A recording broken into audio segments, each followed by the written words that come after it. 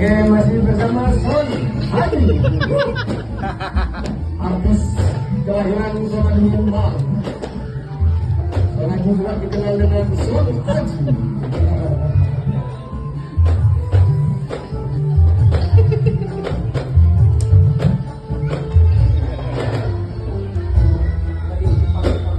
Kalau selama ini diri berdua